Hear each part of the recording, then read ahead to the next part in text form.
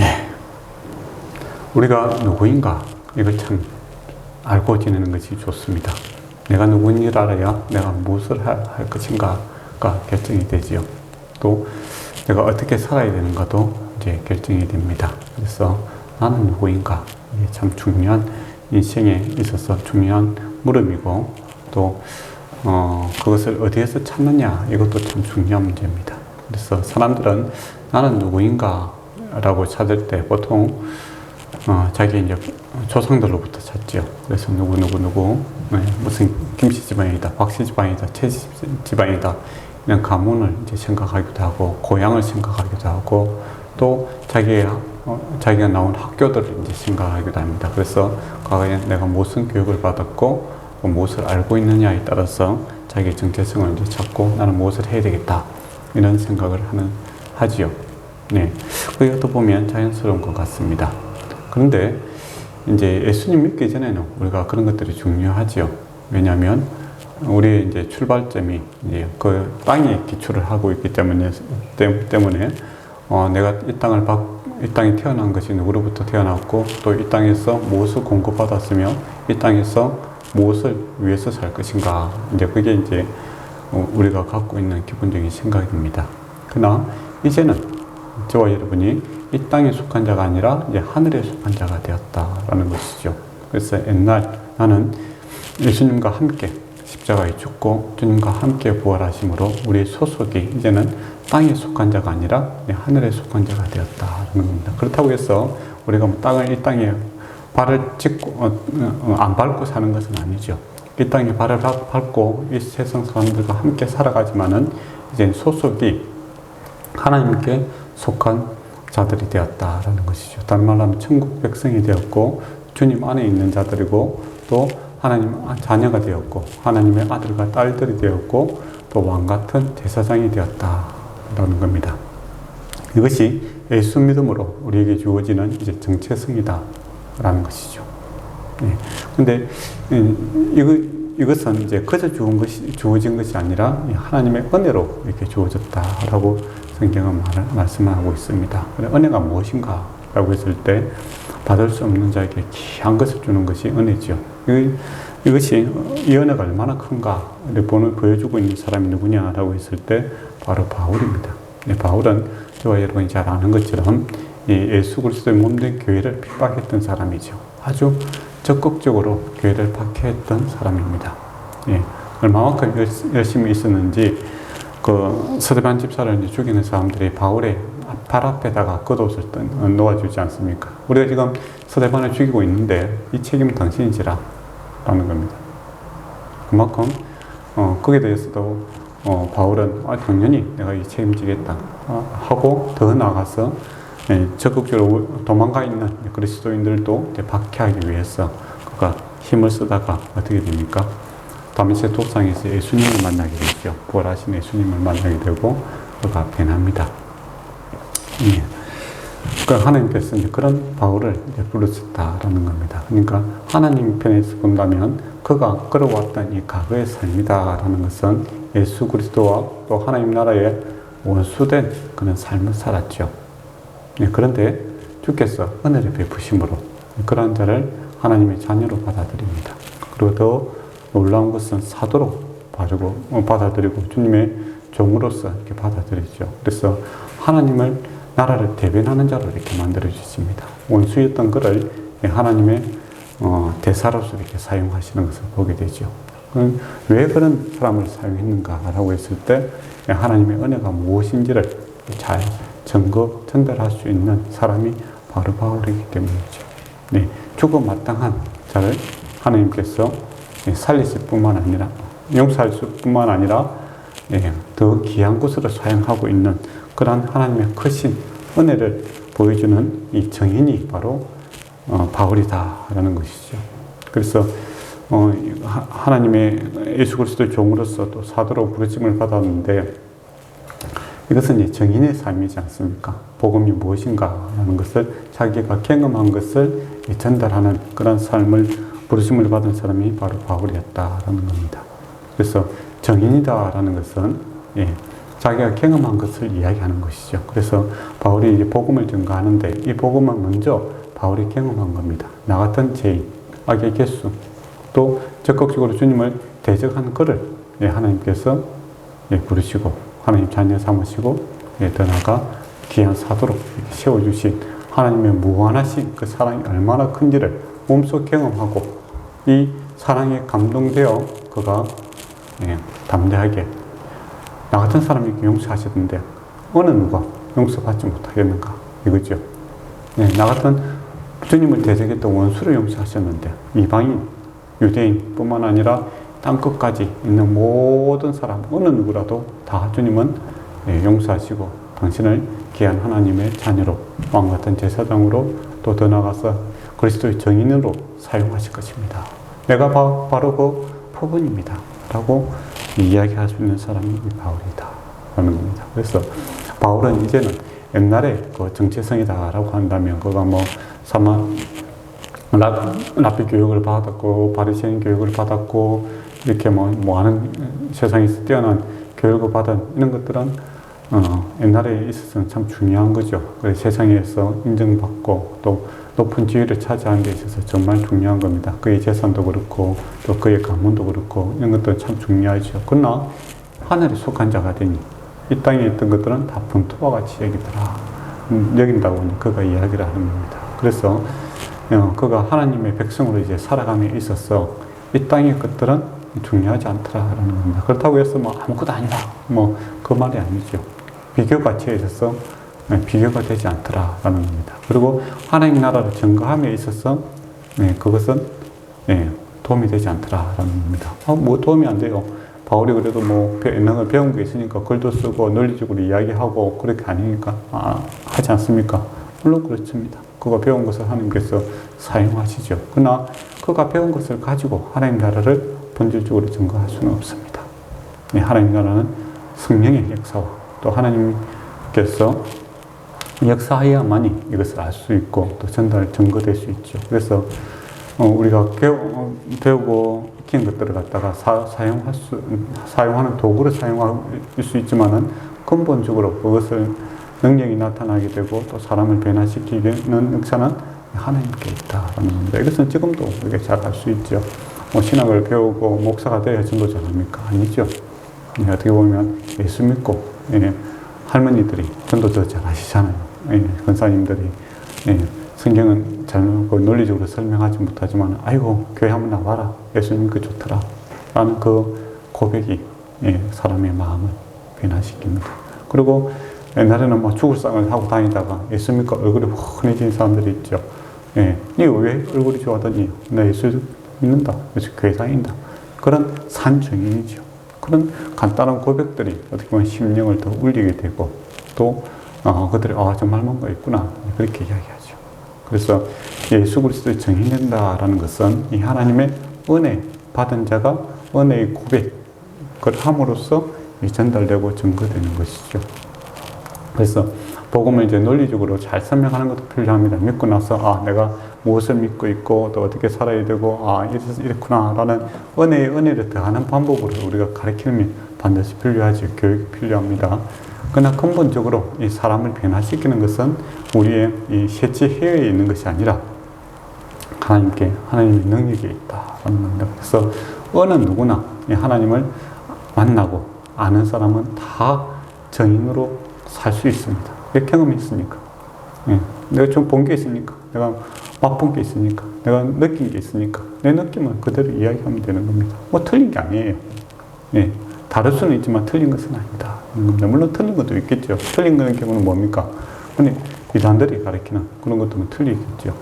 다른 영을 경험한 겁니다. 그러나 같은 예수 그리스도를 경험한 참 좋으신 주님 이야기함에 있어서 다르게 표현할 수도 있겠죠. 나는 찬양 가운데, 나는 기도 가운데, 말씀 가운데, 나는 뭐 교회 봉사할 때 너무 기쁘다. 이렇게 막 다양하게 이렇게 경험할 수 있습니다. 나는 어렸을 때, 초등학교 때, 그럼 나 모태신앙이다. 나는 나이가 들어서 만났다. 여러 가지 다양한 성은 있습니다. 그러나 한 그리스도의 영으로부터 우리가 은혜 받아 그것들에 대해서는 동질감을 느끼게 됩니다. 그래서 바울이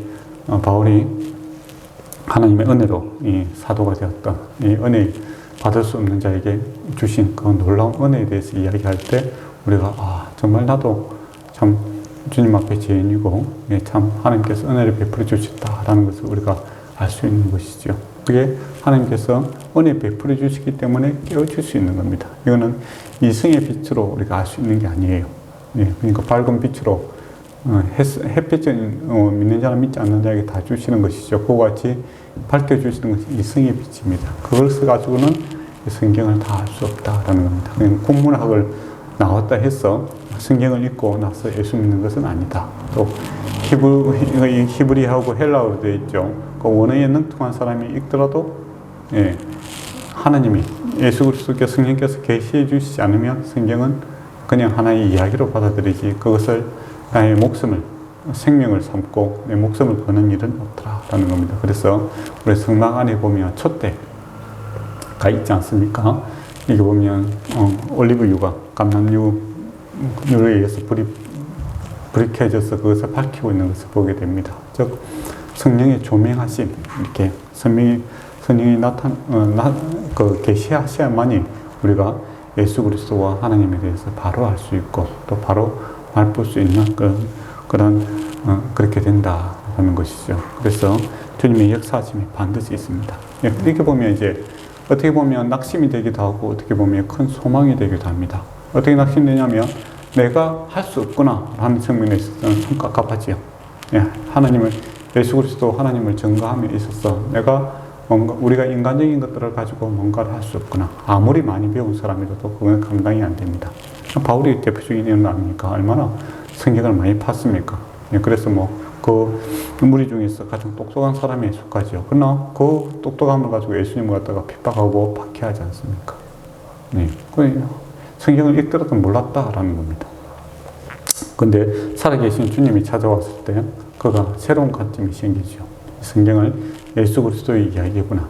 또 예수 그리스도께서 우리를 구원하신 내용이고 또 그것이 이야기로 끝나는 것이 아니라 실제적인 능력으로 그 삶에서 역사하시는 것들을 경험하게 되는 것이고 성령의 이 조명하심, 비춰주심이 있어야만이 성경을 바로 이해할 수 있다라는 겁니다. 그래서 옛날에 저도 이제 처음 고등학교 때 교회를 다니게 되고 참 예수 믿고 저는 교회를 갔었어요. 너무 좋더라고요. 너무 좋았어요. 그래서 성경에 대해서 별로 아는 건 없지만은 예수 믿으니까 마음이 기쁘고 참 좋더라고요. 그래 옛날에 또 전도 있는 거 많이 했잖아요, 그렇죠? 그래서 이제 우리 학교에서 이제 전교 1등한 애가 우리 교회에 왔었어요.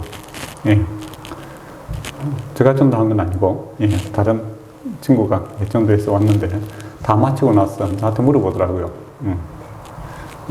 제 이름 성훈이니까 성훈아 이런 그거 믿어지나? 이렇게 물어보더라고요. 나는 믿어진다. 이제 그렇게 이야기했죠.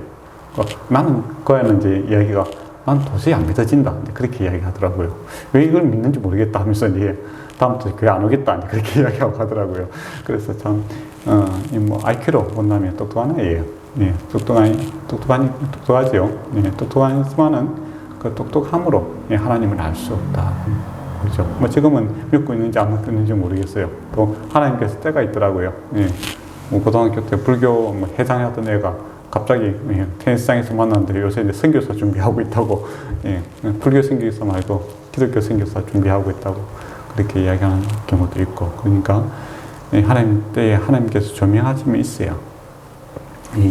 이 성경이 예수 그리스도 이야기가 되고 또 하나님의 이야기가 되고 또 그것이 흘러가는 이야기가 아니라 내 안에서 내 마음에서 이렇게 역사하시는 것을 경험합니다. 그래서 주님의 평안과 또 기쁨을 이제 맛보게 되고 또 세상 염려 걱정을 갖다가 수고하고 무거운 짐에 지쳐 있는 자들에게 주께서 다 짐을 지시고 그들을 위로케 하시는 참 위로의 말씀이 되고 참 놀라운 이렇게 하나님이 살아계시다라는 것들을 경험하게 되죠. 이 경험이 있어야 정인이 될 수 있다는 겁니다. 그래서 저와 여러분은 하나님의 부르심을 받은 정인들이다. 무엇에 대한 복음에 대한 정인이다 하는 것이죠. 복음은 뭐냐라고 했을 때 바로 이 예수 그리스도가 이 복음의 핵심이죠. 그래서 이제 복음, 예수 그리스도는 우리 바울이 이야기할 때 선지자를 통하여 아들에 관하여 성경에서 미리 약속하신 것이다 라고 이야기를 합니다. 그러니까 오늘 갑자기 나타나서 그게 아니라 옛날부터 정통성이 있다라는 겁니다. 예. 그리고 옛날부터 이야기했기 때문에 지금 성취가 되어 있기 때문에 지금도 성취되고 있기 때문에 뭡니까? 신실하고 변치 않는 그러한 약속이다라는 것이죠. 검증되어 있다라는 겁니다. 예. 하나님께서 성경에서 이야기하신 그 말씀이 그대로 예수 그리스도를 통해서 성취가 되고 또 과거에 하나님을 만났던 사람들이 고백했던 그 고백의 결정물이 바로 이 예수 그리스도고 또 지금도 주님을 만나게 되면 어떻게 된다는 겁니까? 성경에서 이야기하던 옛날에 약속했던 또 선지자와 또 믿음의 조상들이 경험했던 그 하나님을 예수 그리스도를 통해서 경험하고 살아가더라라는 겁니다. 그래서 우리가 구약 성경 아브라함 이야기 듣고 읽을 때 어떻게 은혜가 되지 않습니까? 참 내 이야기구나 이제 그렇게 생각이 들잖아요. 이스라엘의 이야기가 또 나의 이야기구나 이제 그렇게 생각되잖아요. 우리가 지금 팔레스타인에 한 번도 가본 적도 없지만은 어떻습니까?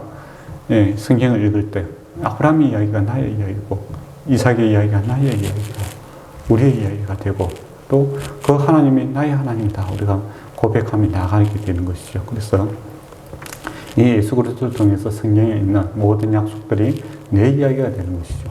남의 이야기가 아니라 구원의 이야기가 나의 이야기가 되고 참 이스라엘이 많이 부족하지요. 그렇지만은 하나님의 신실하심과 사랑하심이 얼마나 크고 위대하신지를 예수 그리스도를 통해서 검증되고 또 확인되는 그런 놀라운 일들이 발생됩니다. 미리 약속했던 것들이 주의 성실하심으로 이루어졌구나라는 것을 알게 되는 것이죠. 그리고 육신으로는 다윗의 혈통으로 나셨다라고 이야기합니다. 참 인간이시더라라는 것이죠. 참 인간이시고 참 하나님이시더라라는 겁니다. 이건 이제 대체불가죠. 그래서 예수 그리스도를 설명하기가 힘듭니다. 또 성령이 하나님께서 이끌어 주시지 않으면 이것을 설명할 방법이 없어요. 어떻게 참 하나님이시고 참 인간인가? 어떻게 보면 50대 5, 그렇게는 50대 5, 50하면 설명하기 쉽잖아요. 어떻게 보면. 그죠? 반은 하나님이고 반은 인간이다라고 하면은 인간 그 일반 햇볕을 받고 살아가는 이성으로 이제 받아들이기가 더 편할 수도 있잖아요. 안 그러면 90대 10이라든지 그렇게 하면 참 편할 건데 그게 아니다라고 이야기합니다. 성경은. 논리적으로 안 맞는 이야기래요. 우리가 그러니까 논리적으로 안 맞다는 것은 우리가 경험할 수 있는 것을 넘어서는 이야기를 합니다. 우리가 경험하는 것은 참 100% 하나님 100% 사람 이것은 경험할 수가 없어요. 왜 그럼 경험하지 못하는가? 유일하기 때문이죠. 하나님 예수 그리스도 한 번 외에는 그런 샘플이 없습니다. 비슷한 것이 있으면 우리가 그렇게 이야기할 수 있겠죠. 그러니까 물고기를 설명할 때, 바다 물고기 설명할 때, 육지에 있는 사람들이 붕어를 봤으면 이 붕어같이 생겼다. 그렇게 하면은 설명이 가능하잖아요. 그 대신 단지 물에 염도 차이가 있는데 그게 살 수 있더라. 그렇게 좀 더 큰 바다에서 큰 물에서 산다. 그렇게 하면 이제 비교가 가능하잖아요. 유사한 게 있으니까. 그런데 예수 그리스도는 유사한 게 없습니다. 독보적이죠. 유일한 그런 분이십니다. 그렇기 때문에 오직 그 문, 예수 그리스도를 통해서만 우리가 하나님께 나아갈 수 있고 구원을 받을 수 있다는 겁니다. 그래서 성막도 보면 문이 하나밖에 없지 않습니까? 오직 그 문, 그 예수님께서도 문이라고 하시죠. 그 예수 그리스도의 문을 통해서만이 하나님을 알 수 있고 복음을 알 수 있다. 그런 것이죠. 그래서 이해하기 힘듭니다. 참 하나님이시고 참 인간이다. 왜 그러면 그렇게 되어야 되는가? 라고 했을 때 그분이 중보자가 되기 때문이죠. 사닥다리가 되더라는 겁니다. 그러니까 우리가 예수님께서 우리를 구원하신 이유는 우리가 하나님 백성이 하나님의 자녀로 만드는 거 아닙니까? 이 땅에서만 죽고 쓰러지는 것이 아니라 하나님 백성을 위한 천국 가는 건데 사닥다리가 참 하나님이 아니면 어떻게 되겠습니까? 하늘에 닿지 못하죠. 그러면 하늘에 하늘 백성이 될 수 없는 거고 만약에 참 인간이 아니면 어떻게 되겠습니까? 사닥다리가 짧죠. 그러니까 키 작은 사람 또는 능력 없는 사람은 갈 수 없는 것입니다. 그렇지 않습니까? 일단 그 높이까지는 뛰어 올라야 되잖아요. 근데 예수님께서 참 인간이 되심으로 사람이라면 누구나 다 구원을 받을 수 있다. 그래서 예수 그리스도만이 참 하나님이시고 참 인간이시다라는 겁니다. 다른 샘플이 없습니다. 그래서 이걸 갖다가 설명하기가 힘들어요. 설명은 이렇게 하면 안 됩니까? 예, 그냥 우리가 이성적으로 논리적으로 생각하면 안 맞아요. 그런데 그래서 믿음이라는 게 필요한 거죠. 믿어지면 믿어지더라. 그런 겁니다. 믿음이 생기면 믿어지는 겁니다. 이거 어떻게 보면 우리가 덮어놓고 믿어라 이 말은 또 아니에요. 이게 이 믿음의 실상이 있거든요. 예수 그리스도의 실체라는 것이 또 있습니다. 그러니까 이건 우리가 애쓴다고 노력한다고 되는 것도 아니고 한마디로 주님 은혜가 임하면 믿어지게 되고 알게 되더라라는 겁니다. 그것이 바울이죠. 다메섹 도상에서 주님을 만나기 전까지만 해도 어떻습니까? 완전히 이 사람은 정말 예수 예자만 해도 사람은 썩내고 사람 죽일 사람이다. 누구나 자타공인을 그렇게 했지 않습니까? 그런데 은혜 주님을 딱 만나게 되니까 어떻게 됩니까? 그냥 바뀌어버려요. 고추지 않게 되고 옛날에 봤던 그 눈이 어두워지고 새로운 눈이 뜨이게 되는 그런 놀라운 일들이 생깁니다. 이걸 갖다가 어떻게 설명을 가능하겠습니까? 예수님께서 우리 구원자 되셨다는 것 갖다가 이렇게 논문을 써서 이렇게 이야기할 수 있는 것도 아니잖아요. 만약에 논문으로 논리적으로 설명했다면 벌써 스데반 집사가 논리적으로 이야기할 때 바울은 변화되어야 됩니다. 말이 딱 맞거든요. 예수 믿는 사람들 입장에서 보면 성경을 그만큼 잘 풀이한 사람이 있으니까 딱 맞는 이야기예요. 그러나 성경을 믿음이 없는 사람들 입장에 보면 아주 경록해 하는 그런 이해죠. 그렇지만은 그러한 자도 예수님이 찾아오시면 은혜를 베푸시면 변화가 되더라 하는 겁니다. 이게 놀라운 복음입니다. 그리고 이 복음의 산 증인들은 바울뿐만 아니라 지금 로마에 있는 사람, 바울이 지금 로마 사람들을 만나보지 않았잖아요. 그죠? 그런데도 그 안에서 역사하시고 또 많은 믿는 사람들이 생기고 지금도 오늘날도 이 코로나 상황에서도 저와 여러분도 나와 있고 또 많은 사람들이 예수 믿는다고 다 고백하고 또 찬양하고 기도하고 있는 사람들이 많습니다. 근데 다 좋아서만 그런가? 아니잖아요. 많은 교회 다니는 사람들이 원망 불평이 많습니다. 그런데도 희한하게 또 앉아가 있어요. 왜 그럴까요? 주님이 역사하고 계시기 때문이죠. 주님을 경험하고 있기 때문에 가능한 일이다라는 겁니다. 그래서 우리 예수 그리스도를 아는 것, 이거는 은혜로 할 수 있다라는 겁니다. 그래서 5절에 보면 그런 말미암아 우리가 은혜와 사도의 직분을 받았으니 라고 되어 있죠. 은혜 받았어. 우리가 구원을 받았고 더 나아가서 사도 하나님의 일꾼이 되었다라고 하죠. 그럼 저와 여러분도 하나님으로부터 부름을 받은 사람이죠. 일단 신분으로서는 이제 하늘에 속한 자들이 되었고 하나님의 백성이 되었고 하나님의 자녀가 되었고 하나님의 종들이 되었습니다.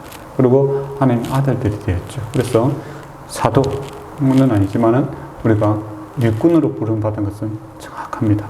그래서 각자 은사에 따라서 하나님께서 일꾼으로 우리를 부름을 받았다, 불러주셨다라는 겁니다. 그래서 사명이 있다, 사명이 있는 사람들이다. 그러니까 태어난 목적이 있는 것이죠. 태어났으면 항상 목적이 있는 겁니다. 살아가야 될 이유가 있는 것이고 살아가야 될 의미가 있는 사람들이다 하는 겁니다. 근데 예수 믿고 나서도 여전히 이 땅에서 삶의 의미와 목적을 찾고 살아간다면 참 안타까운 일이죠. 물론 이 땅에 좋은 거 아무것도 하지 마라 그 소리가 아닙니다. 먹고 마시든 무엇을 하든지 주를 위해서 내가 하겠다, 살겠다 라는 그 마음 있어야 된다는 겁니다. 그렇게 하면 우리가 의미 있는 삶을 살게 됩니다. 하나님 앞에 갔을 때 착하고 충성된 종이라 일컬음 받을 것이고 또 그 하는 일들에 있어서도 주의 공급하심과 주님께서 이 은혜를 베푸신 것들을 경험할 수가 있죠. 그래서 우리가 주께서 일꾼으로 부르셨는데 우리가 그 나쁜 주인이면 어떻게 하겠습니까? 공급함이 없겠죠. 종에 있는 모든 것을 다 뺏어서 그걸 탈진시키고 고갈시켜서 주인의 배를 부르게 할 겁니다. 그러나 하나님은 그런 분이 아니시다라는 겁니다. 우리를 부르시고 하나님의 일로 불러서 그것을 체험에 있어서 하나님의 것을 공급하시고 하나님께서 책임을 지신 것을 보게 되지요. 그래서 저와 여러분이 좋은 주인을 만났다라는 것을 기억하셔야 됩니다. 그래서 하나님께서 저와 여러분에게 사명을 주셨고 이 사명을 감당함에 있어서 주님의 공급하심이 있을 것이며 또 또 때에 따라 도움이 있을 것이며 또 무엇을 해야 될지 모를 때 지혜와 명철함을 또 우리에게 허락해 주실 줄 믿습니다. 예. 그럴 때 우리가 주님과 한 마음을 품을 때 주인은 좋은 분이시다 라는 것을 알고 우리에게 주어진 일들을 할 때 어떤 일들이 생깁니까? 우리가 착하고 충성된 종이 되겠죠. 그런데 하나님께서 다 하게 생각하는 종이 있죠. 그렇게 주님께서 뭐 악한 분이시고 엄한 분이기 때문에 나는 내 달란트를 갖다가 어떻게 한 말입니까? 묻어두겠다라고 했다가는 나중에 주님 하나님 앞에 악하고 게으른 종으로서 혼이 나는 것을 보게 됩니다. 예. 그래서 우리를 구원하신 은혜를 베푸신 하나님은 좋으신 분이시다라는 겁니다. 그래서 좋게 시작하시는데 나쁘게 끝나는 경우가 없잖아요, 그죠? 좋게 시작해서 좋은 일들로 우리를 부르시고, 예, 그게 뭡니까? 먼저 그의 나라와 그의 의를 추구하며 살아라 하는 것이죠. 예, 주님이라면 어떻게 하실까? 주의 영광을 위해서 살아라 라는 겁니다. 그렇게 할 때 주님께서 이 모든 것을 다 하리라고도 약속을 하시고 주의 공급하심을 저와 여러분이 경험하게 됨으로써 주께서 일하신다 라는 것을 고백하게 될 것입니다. 우리가 옆에서 지감에서 왜 또 주께서 일한다고 그렇게 하나 그렇게 하겠지만은 주님과 함께 살아가는 사람들은 주께서 일하고 계시다라고 고백을 하게 되죠. 그래서 우리가 생각지 못한 또 그거보다 더 큰 일들을 해가면서 나의 자랑이 아니라 하나님께 영광을 돌리고 또 주의 살아계심을 알므로써 더욱더 겸손해지고 또 많은 사람들 품을 수 있는 그런 진정한 일꾼이 되는 것이죠. 그렇지 않으면 어떻게 되겠습니까? 사람들은 교만해집니다. 많은 일을 하게 되고 큰 일을 할 수 있는 힘이 생기면 어떻게 됩니까? 사람들은 교만해지죠. 대선기간이지만은 어느 사람이든지 권력을 갖게 되면 어떻게 됩니까? 그전에는 그렇게 겸손한 척 하는 거죠. 겸손한 척 하다가 힘을 잃고 일을 하게 되면 온갖 자랑과 힘으로써 하다가 또 결국에는 그것 때문에 망하게 되는 이 교만이 패망의 선봉이다라는 말이 우선 의미지를 보게 되지요. 그렇지만은 주께서 일하심을 알고 주님과 함께 일하는 자들은 주님께 영광을 돌리게 됩니다. 그리고 더욱더 내가 테레사 승려가 이야기하는 말이 있죠. 우리는 주님의 손에 붙들게 받은 몽땅 연필이다. 그렇게 이야기합니다. 큰 연필이 아니고 몽땅 연필이다. 몽땅 연필은 어떻게 사용합니까? 어디 꽂아갖고 사용하잖아요. 그죠? 스스로 내가 내 힘으로서는 연필 기능을 잘 못하더라는 겁니다. 그래서 예수 믿는 많은 사람들이 사실 자기 삶도 잘 감당하지 못하는 그런 몽땅 연필들이죠. 그런데 주님께서 연필 어떻게 꽂아주시잖아요. 그러면 이제 큰 연필이 됩니다. 그렇게 해서 귀하게 쓰임받는 것을 보게 됩니다. 테레사 숙녀가 한 말이에요. 참 의미가 있는 말이다 생각이 들었어요.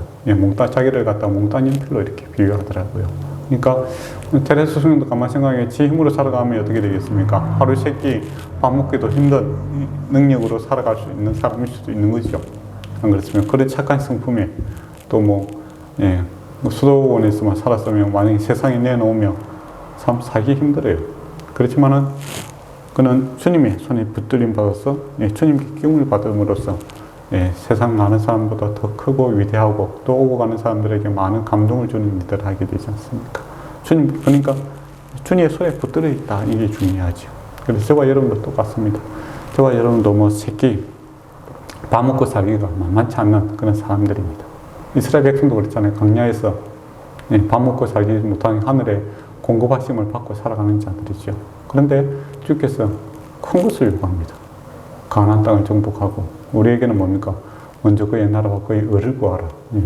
사람이 감당치 못할 그런 일들을 이야기하죠. 모세에게도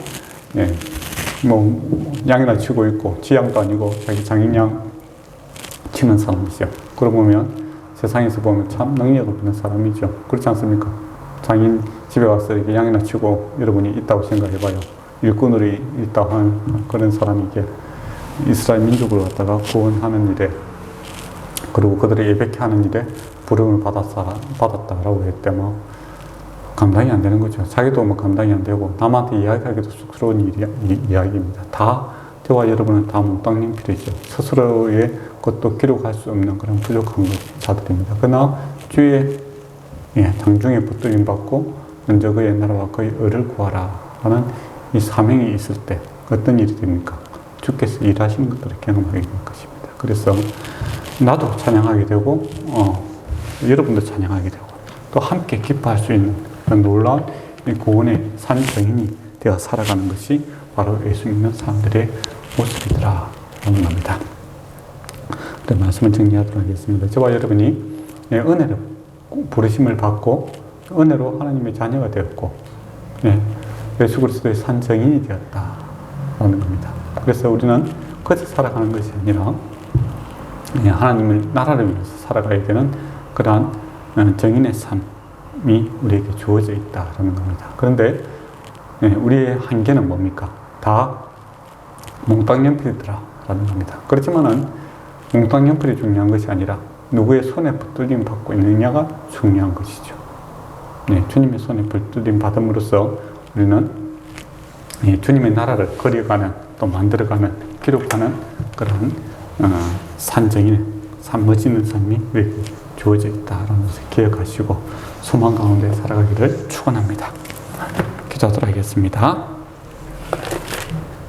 아버지 하나님 감사합니다. 저희를 부르시고 하나님의 장중에 붙들어 주시고 하나님 나라와 의를 위해서 살아갈 수 있게 하신 하나님께 감사드립니다. 나는 없고 이제는 내 안에 예수 그리스도가 온전히 역사하시는 그런 것들을 경험케 하여 주시옵고 하나님의 사랑하심과 하나님의 은혜를 경험하는 자들 되게 하여 주시옵고 또 주님과 함께 동행함으로써 능력 있는 삶들을 살아가게 하여 주시옵고 먼저 그 나라와 그 의를 구하는 그러나 착하고 충성된 종의 삶을 살게 하여 주시옵소서. 예수님 이름으로 기도드립니다. 아멘.